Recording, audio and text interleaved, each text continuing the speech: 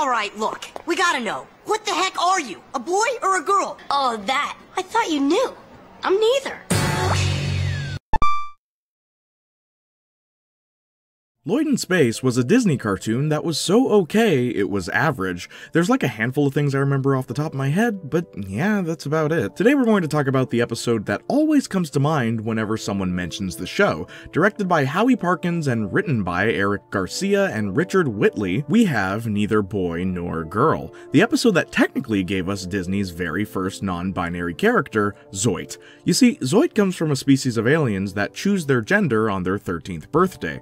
Before that, though, they identify as, say it with me now, neither boy nor girl. Get it? Got it? Good.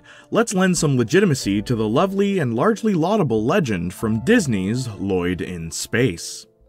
There's not enough people with originality, so here I am to save the day, Jayniac.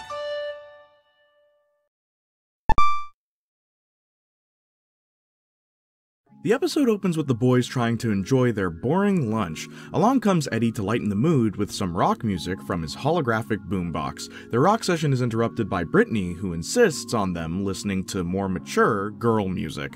Her words, not mine. This goes on for some time until an argument erupts between the boys and the girls about which music is better. If you boys think you're so totally right, then let's ask someone else. An impartial observer. All right.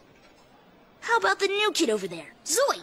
The boys and girls ask the new kid, Zoit, if they prefer the hard rock band Total Cosmic Annihilation or the singer-songwriter Aurora. Zoit gives an in-depth analysis on both of them and just leaves. The girls insist that Zoit prefers their music because Zoit's a girl, while the boys insist that Zoit prefers their music because Zoit's a boy. Confusion ensues. Let's ask him! Whoa, wait a minute. You can't go around asking a guy if he's a guy. Of course not. All we need to do is observe. In class, the boys try to see if Zoit's notebook is covered in things stereotypically associated with boys or things stereotypically associated with girls. Zoit's notebook has both. Outside, the boys try to see if Zoit rides a boy bike or a girl bike. I assume the difference in this universe being the color or the cosmic exhaust pipe. It's not made entirely clear, but it doesn't matter because Zoit doesn't ride a bike. They ride a jet-fueled unicycle. The boys figure the best way to tell is by seeing which bathroom Zoit goes into, a nice reminder that this episode aired in 2002. But it turns out the girls have been trying to figure out Zoit's gender as well. After drinking a large soda, Zoit goes to the bathroom to get a drink from outside of it. Because Eddie has no chill, he says, What the heck are you? A boy or a girl? Because the fact is, we just can't tell. Oh, that. I thought you knew. I'm neither.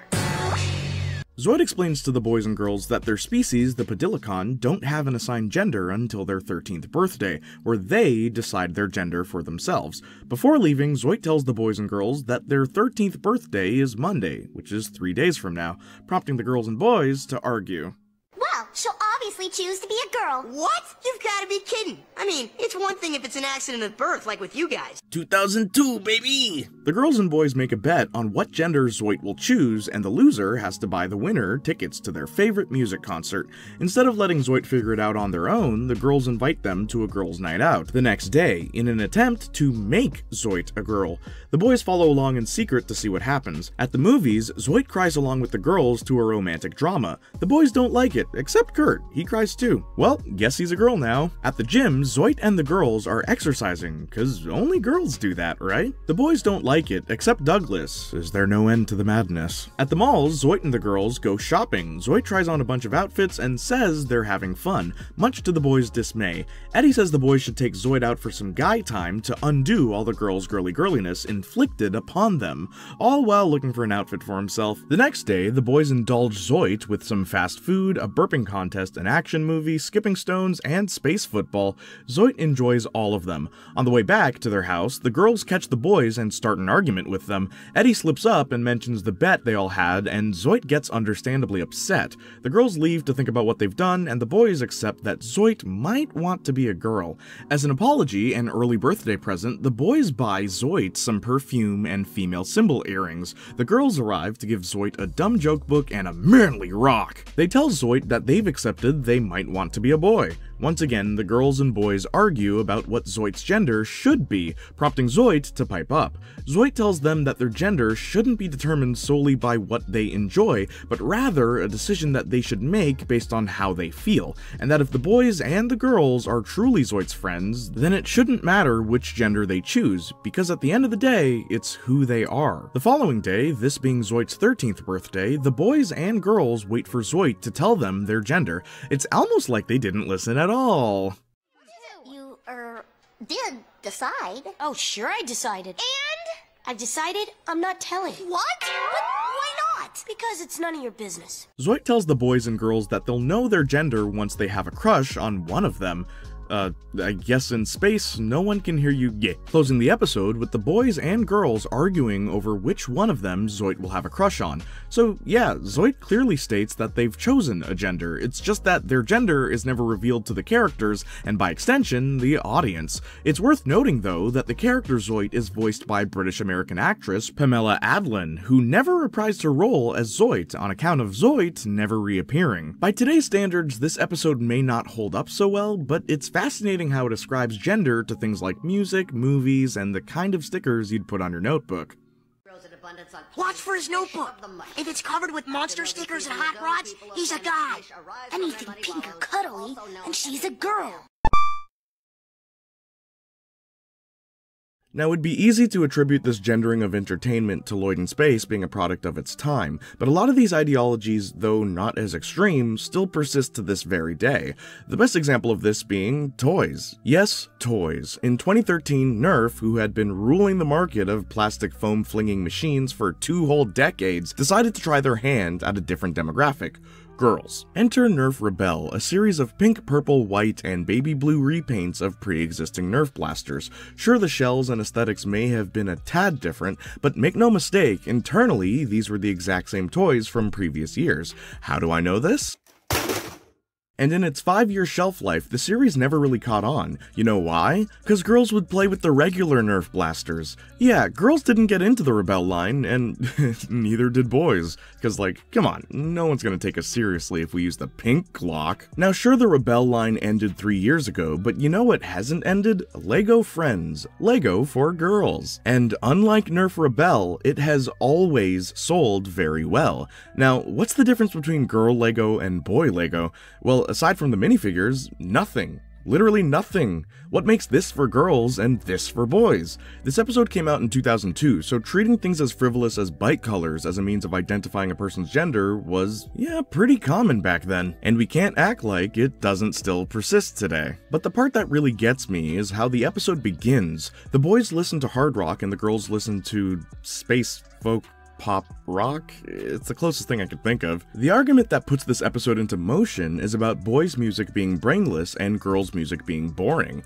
Though Zoit never directly answers which music is better, the analysis given for each makes it sound like girls only enjoy sparse and depressing music, while boys only enjoy chaotic and aggressive music. Relaying this idea of there being gender-specific music, I'd like to ask you, what is girl music today, and what is boy music today?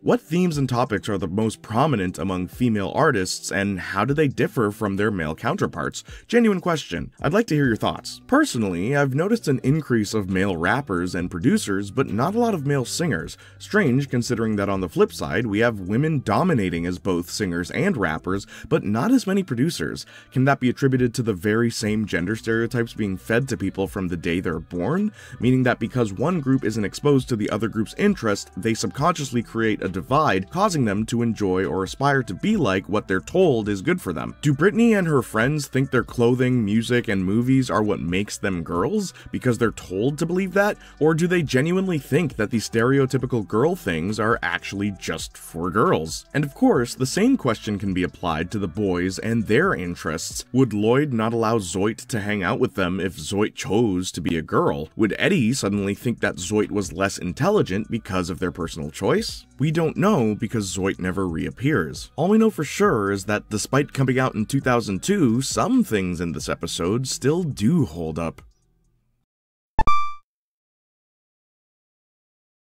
Surprisingly, Lloyd in Space isn't the only cartoon that decided to tackle this subject matter in the 2000s. French-Canadian TV series Fred's Head actually had a very similar episode to this, following a character named Panook who everyone wonders about. What color did your mother dress you in when you were a baby? Yellow? But why? No reason. And personally, I think the show's resolution was a bit better than this one. Either way, neither boy nor girl is one of the most memorable episodes of Lloyd in Space. Not gonna lie, this was a pretty weird video. If you're looking for a more comprehensive video about the entirety of Lloyd in Space, be sure to check out my buddy Jordan Fringe's video on his channel. I'll leave a link down below. Fun fact, through sheer coincidence, both Jordan and I decided to make a Lloyd in Space video for this month. Weird, eh? Again, the link will be in the description down below. And you know what else will be there? My social medias, but especially Twitch if you want to see me live stream. While you're at it, be sure to follow the Junior and Marcus Talk podcast where we talk about movies, TV shows, and anything you want us to talk about. If you're already subscribed to this channel, please subscribe to my backup channel, Jayniac Jr., in case anything bad happens to this one. And finally, please check out the merchandise. Every single purchase supports this channel. And Discord. So, are there any other single episode characters you'd like me to analyze from any TV show at all? Let me know in the comments down below. Until then, I'll leave you with this.